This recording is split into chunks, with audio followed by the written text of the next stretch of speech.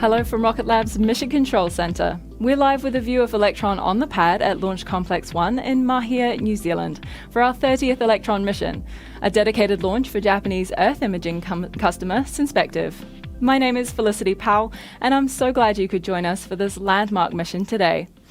T0 is currently set for 0838 local time, and as this will be an instantaneous launch window, we have just one chance to fly per day. However, if we do need to stand down for any reason, we have plenty of opportunities over the next 13 days as a backup. If Synspective sounds like a familiar name, it's because they're a return customer to Rocket Lab, with today's mission being Synspective's third mission on Electron. We first launched for Synspective at the end of 2020 with the Owl's Night Begins, our 17th mission, a dedicated Electron launch of Synspective's cutting-edge Earth observation satellite, Strix Alpha. And then earlier this year, we launched them again, this time part of a 3-launch series of Synspective's Strix satellites with the Owl's Night continues. The 24th Electron mission was also the first launch from Pad B at Launch Complex 1, which we'll be launching from again this morning. Operating 2 pads at Launch Complex 1 doubles our launch capacity and eliminates pad recycle time, since we can switch between pads, enabling back-to-back missions like our recent missions for the NRO. Today's mission is called The Owl Spreads Its Wings, and it's carrying Strix 1, Synspective's first commercial SAR satellite. The owl is a symbol of wisdom and luck in many cultures, including Japan. Owls also have binocular eyes, much like we do, which gives them excellent visual acuity to judge height and distances. They have extraordinary night vision and the ability to see small details from far away. Barn owls of the Strix genus can also use their asymmetric ears to hunt using sound. In a similar way, the synthetic aperture radar technology on Synspective satellites, known by the acronym SAR, uses the echo of radio waves to create 2- and 3-dimensional images with millimeter-level resolution of the Earth's surface. Because the technology does not rely on visual electromagnetic wavelengths, it can produce these high-resolution images regardless of cloud cover or daylight. This resilience makes the Strix satellites ideal for complex tasks such as disaster response in all conditions, monitoring flooding and inclement weather systems, urban development and planning, and construction and infrastructure monitoring. Let's learn more about Synspective.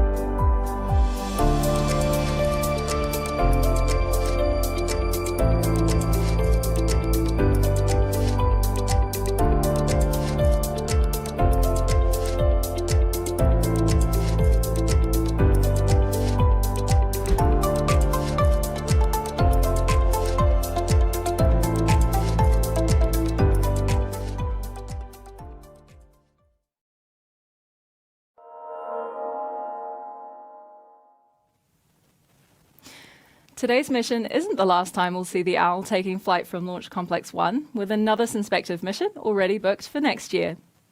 Now we're coming up on the T-minus 12-minute poll when our operators will run through the go, no-go calls with the launch director.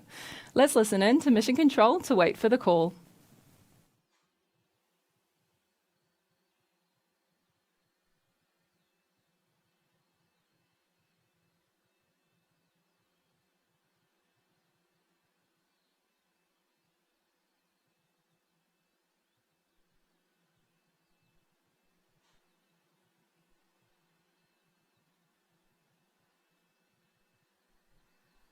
In all stations, proceeding with the go, no-go sequence. Stage. Stages go. Avionics. Avionics is go. GNC. GNC's go. Econ. Econ is go. T1. T1 is go. GC. GC is go. PLS. PLS is go. RSO. RSO is go. MET. Met is go. MM. MM is go. LD SUP. LD sub is go.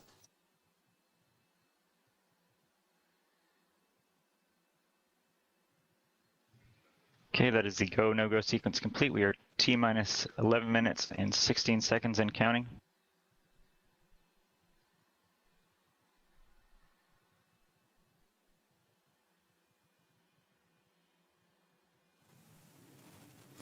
That's confirmation from Mission Control. All systems are healthy and we're proceeding with the remainder of the count. T0 is still targeted for 0838 New Zealand local time.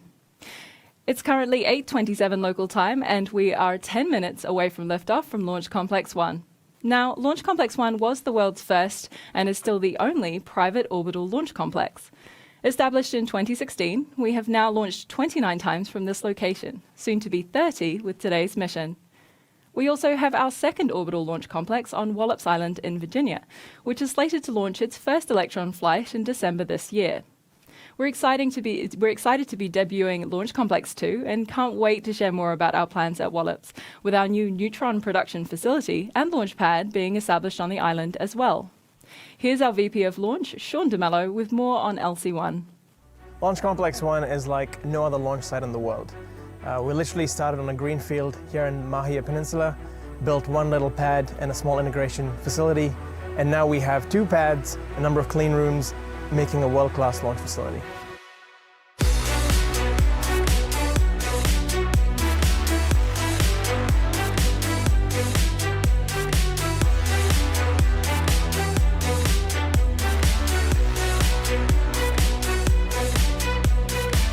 We created a launch complex that was capable of launching once every 72 hours to a range of inclinations, right from mid-inclination, about 30 degrees, all the way to sun-synchronous orbit, all from Launch Complex 1. So with Pad B, we took a lot of the design from our original Pad A and made some small improvements to make our operation that much more efficient. We use the same integration facility, the same rocket runway, with our final infrastructure all placed in a concrete pad no more bigger than a tennis court. With 2 launch pads, we have doubled our capacity and reached ultimate launch flexibility. This means when a customer needs us, we've got a pad ready. From LC1, we've flown over 100 satellites to date, all supporting everything from climate science through to international logistics, maritime surveillance, to the moon and beyond.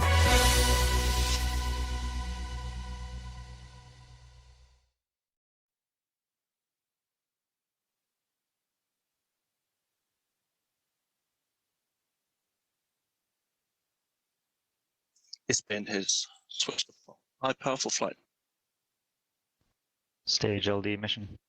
LD stage. Proceed with sequence 57, the stage terminal checks. Proceeding with sequence 57.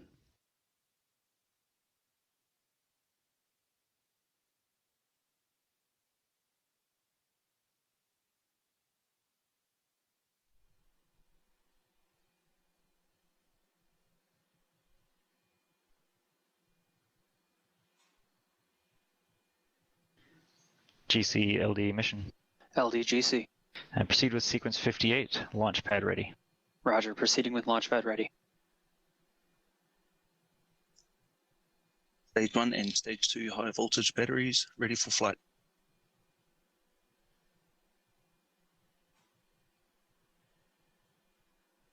All engine blips are nominal, all engines are ready. LD stage mission. Stage LD. Stage terminal checks are complete. Copy, thank you.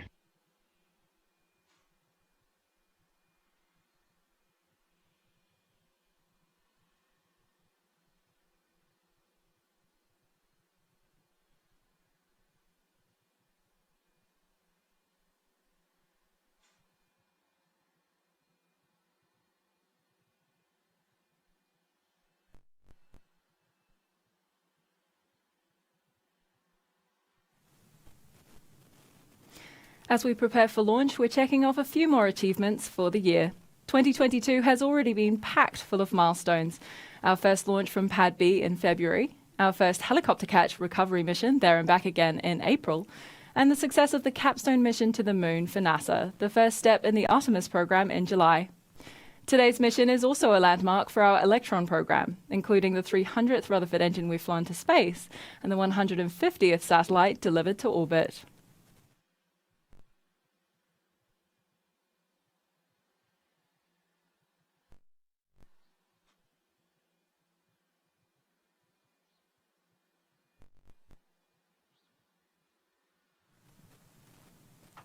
Recently, we also conducted the first hot fire of one of our recovered Rutherford engines from the There and Back Again mission, another milestone in evolving Electron into the first reusable small orbital launch vehicle. Let's take a look.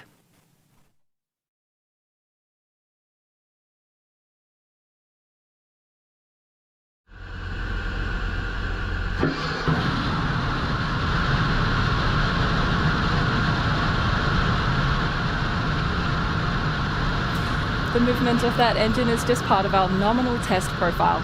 With this milestone now complete, the next recovery mission is coming up later this year, and yes, we are bringing back the helicopter. So stay tuned for more details on that mission. We can't wait to share. Speaking of milestone achievements, earlier this year, Rocket Lab held a groundbreaking ceremony for our new Neutron production complex and launch pad, which, as mentioned before, will be in Wallops Island, Virginia. Neutron is Rocket Lab's next-generation launch vehicle in development, designed to lift 8 tons of payload and to provide a tailored launch solution for satellite megaconstellations. As a reusable rocket, Neutron is designed to land back on the launch pad after a mission, and from there it would be returned to the production complex for refurbishment and reflight. While today's mission will lift off from Launch Complex 1, we'll soon be seeing a different view as we prepare for our first mission from LC-2 in Virginia. That mission, for our friends at Hawkeye 360, is currently scheduled for launch in December, and we cannot wait to see Electron headed to space through Virginia's skies. With that mission, we'll be launching Electron from a total of 3 pads, supporting a rapid launch cadence and offering our customers flexibility over their launch location and orbits.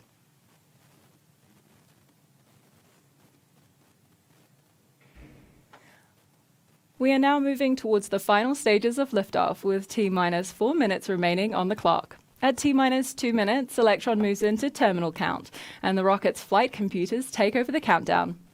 Shortly after the 2-minute mark, we should hear the call that liquid oxygen loading is complete, which means that the vehicle is fully fueled and good to go. The next gate after that is the signal that the first and second stages are pressurized for launch. And finally, we await the 10-second countdown to liftoff with our launch director, Joseph Carpico. Let's listen in to Mission Control for these final steps ahead of liftoff.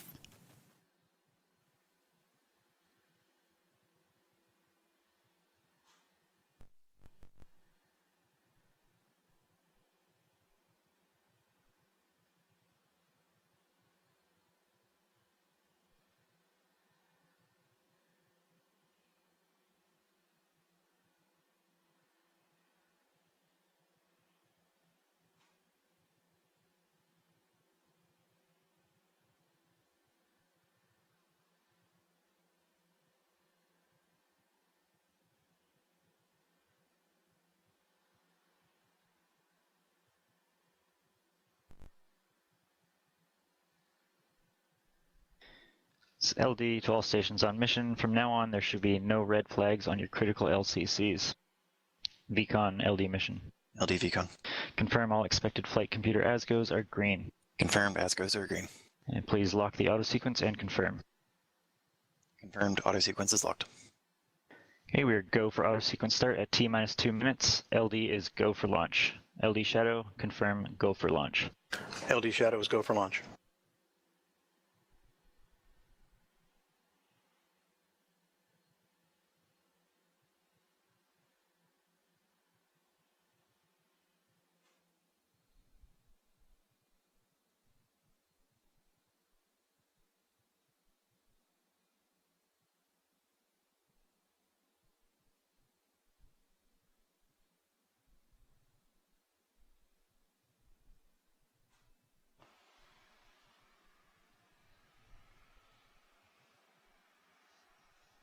The vehicle is switched to internal power.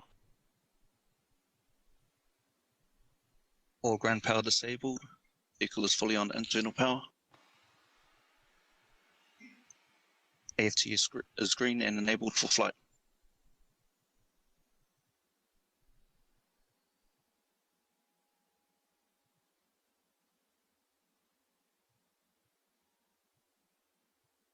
Locks load complete. Lock system in recirculation.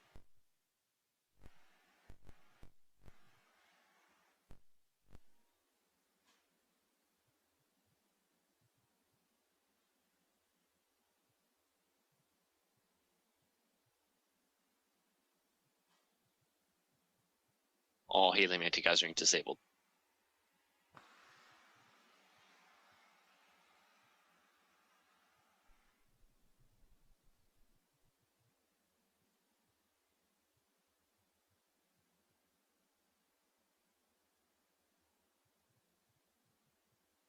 Stage 1 and Stage 2 tanks are pressed. High flow engine purge enabled.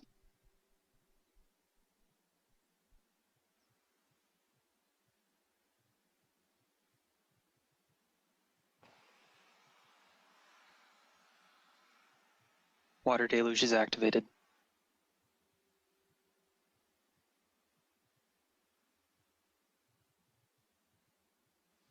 T minus 20 seconds and counting.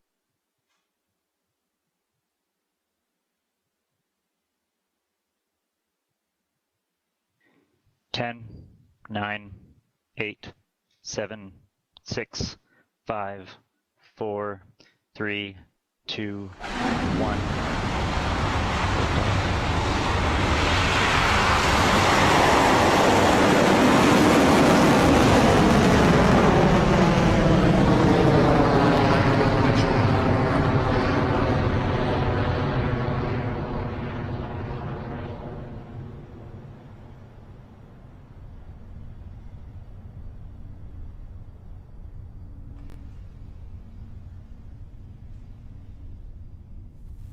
Stage 1 propulsion is Our done. 30th Electron has taken to the skies, having successfully lifted off the pad at Launch Complex 1. You can see the distinctive shape of the Mahia Peninsula below as the vehicle is on its way to space, carrying our 300th Rutherford engine and 150th satellite. The next critical stage in Electron's flight is Max Q, maximum aerodynamic pressure. This is when the vehicle's velocity and local air density are at their maximum and the vehicle experiences the most mechanical stress. We'll hear that call from Mission Control when Electron clears that stage of flight.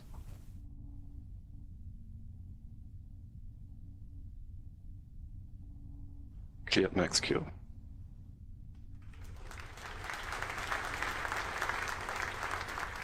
Electron has successfully passed through Max Q and at an altitude of just over 15 kilometers is well on its way to pass the Kármán line and enter orbit. The 9 sea-level Rutherford engines on the first stage are operating nominally, and we are approaching the next series of events in the mission.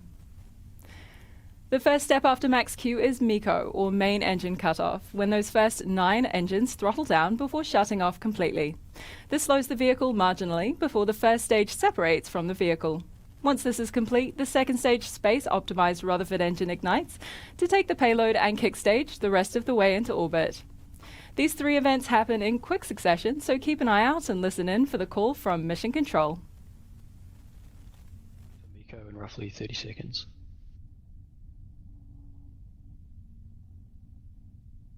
OS at Chettons.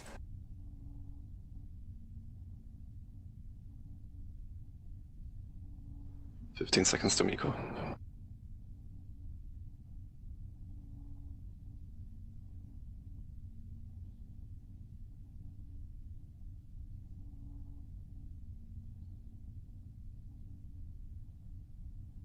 MECO confirmed. Stage separation successful. Stage 2 mission confirmed.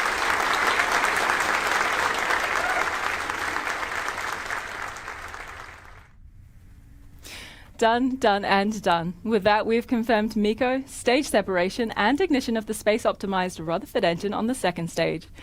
At this point, as Electron has cleared most of Earth's atmosphere, it can also jettison the payload fairing, as it is no longer needed to protect the payload.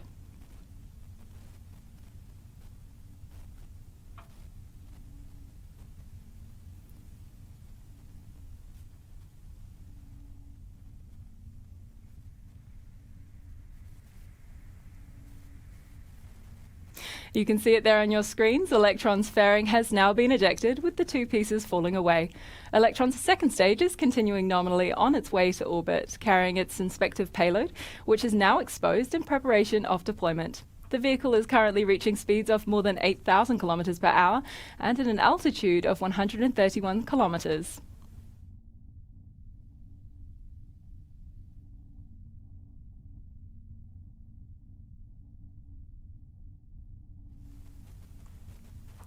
The vehicle is continuing nominally on its flight to low Earth orbit, currently traveling at a speed of over 9,000 kilometers per hour and an altitude of 140 kilometers. As Electron lifted off the pad, you would have seen big clouds of what looks like smoke billowing out from under the vehicle. That's actually steam, produced as the exhaust of the engines makes contact with the water deluge. We use water to absorb the immense sound energy produced by those 9 Rutherford engines at liftoff.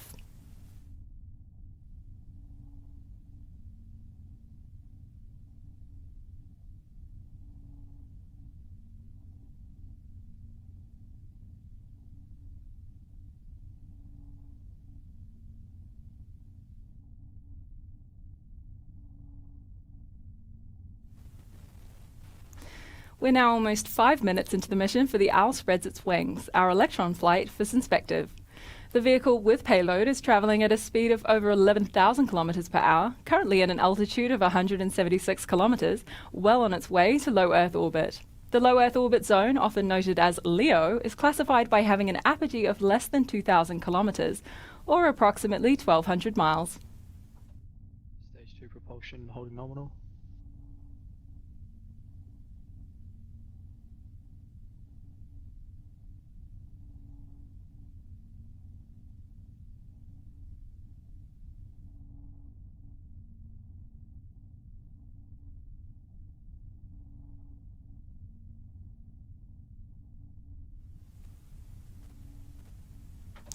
Next up is a step we refer to as the battery hot swap. The Rutherford is a unique engine in that it is powered by electric pumps, which draw energy from batteries. Once those batteries are depleted, they're just dead weight, so we shed them to swap out for a fresh one. If you watch carefully, you'll see that shiny silver battery separate from Electron soon. HVB battery discharge holding nominal, approaching hot swap in roughly 30 seconds. Throttling down.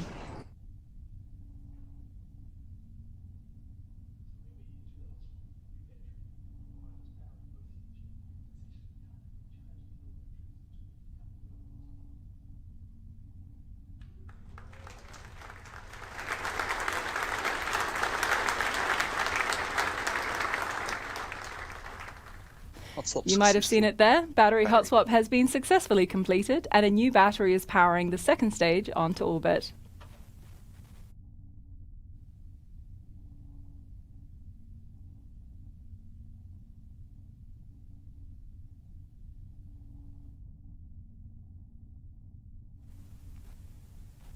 Our 30th Electron vehicle is in the air and on its way to space, continuing our mission to make space accessible for all. We're also on a mission to make the space industry accessible to all, with more opportunities and pathways into careers with Rocket Lab than ever before. It's never too late to reconsider an old dream or a new aspiration and reach for the stars with us. Check out the careers page on our website, or if you're not quite ready for recruitment, our education programs will help get you there. Go to rocketlabusa.com to find out more.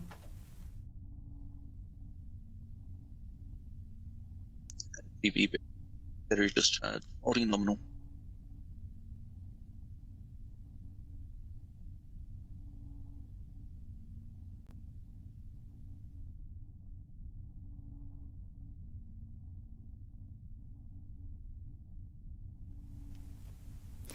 Electron is currently at an altitude of 206 kilometers, traveling at a speed of over 19,000 kilometers per hour on its way to space.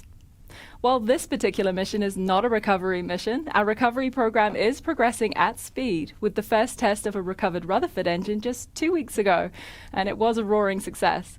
We're looking forward to the next 30-minute missions and beyond, perhaps even flying fully reusable hardware to improve sustainability and value for our customers.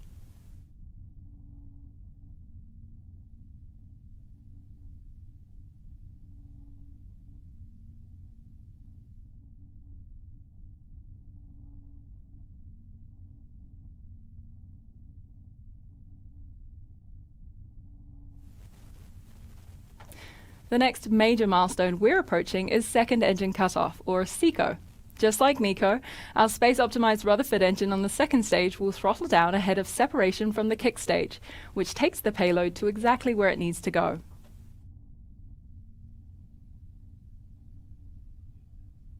Guidance is in terminal, 27 seconds remaining.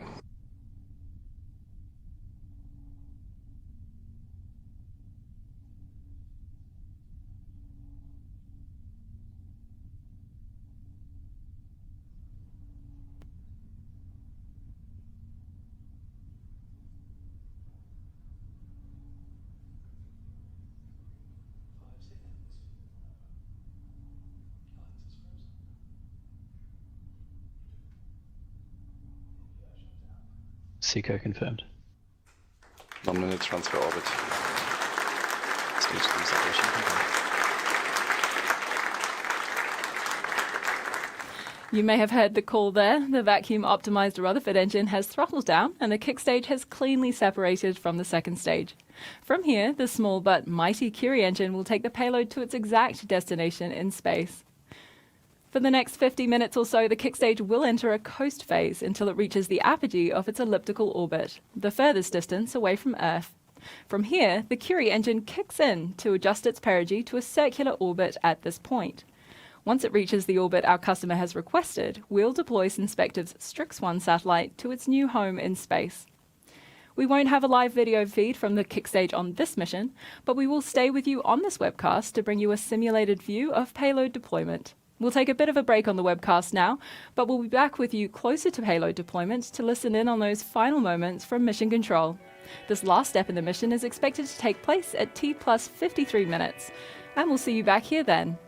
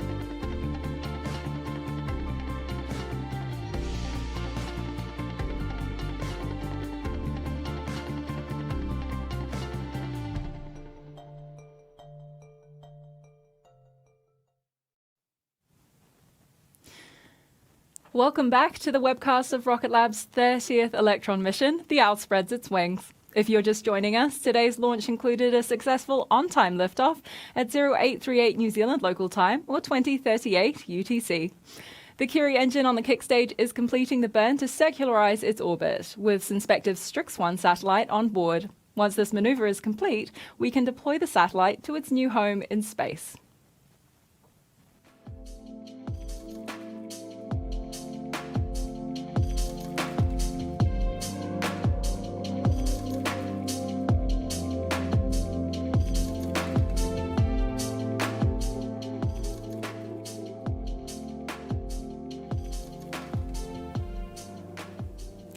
There it goes. Synspective's Strix-1 satellite has been successfully deployed. Welcome to space once again, Synspective. Congratulations and thank you for flying with us. To those watching at home, thanks for joining us for this landmark Electron mission as we flew our 30th Electron, 300th Rutherford engine, and 150th satellite to space. We're excited to share more of these milestones and successes with you, so stay in the loop by following our social media accounts on Twitter, LinkedIn, and Instagram.